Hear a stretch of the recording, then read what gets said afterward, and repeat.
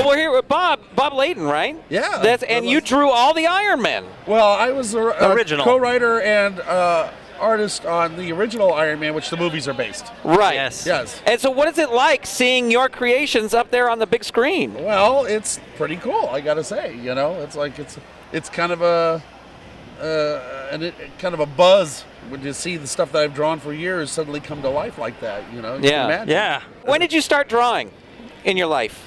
Oh, for the time I can remember. It's the time I could hold a pencil. Yeah? Yeah, it's like I learned to read from comics when I was 4 years old. I actually skipped a grade in school. Wow. You know, I graduated at 17 because I was reading proficiently, and they skipped me through kindergarten. And, you know, so and that kind of put the hook in me. I never had a fireman or policeman stage or a robot stage. I always wanted to be a cartoonist, a storyteller, anyway. So wow. You Do you know, remember I worked in comics for years. I co-created the Valiant comics, which is still around to this yeah, day. yeah. And now I work in Hollywood. I work in Hollywood as screenwriter and script doctor and designer and that sort of thing. Cool. Do you remember the first drawing you sold?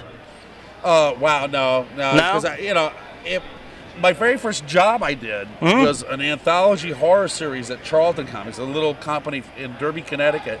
And it was like in a book called Gooey House of Drippy Death or something. Ew. Who can remember this stuff? Yeah. But it was I know it was.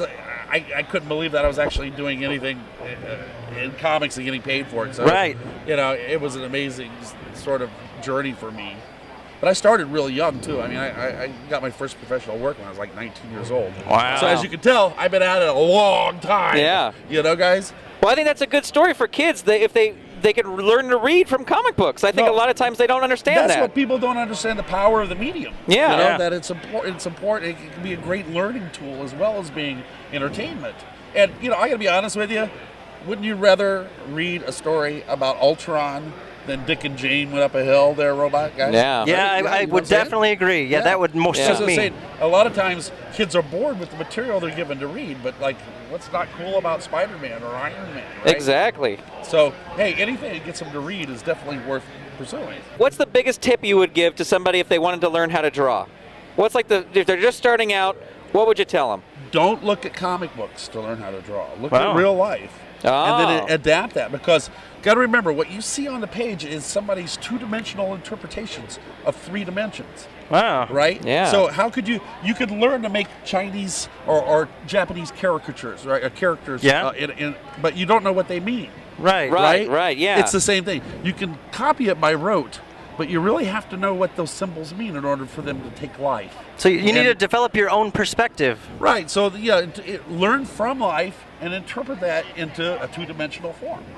That's the best advice I can give anybody. That's I great love it. advice. Yeah. Right. Well, Bob, thank you so much for stopping by to talk to us It was today. my pleasure, guys. You know, it was a lot of fun.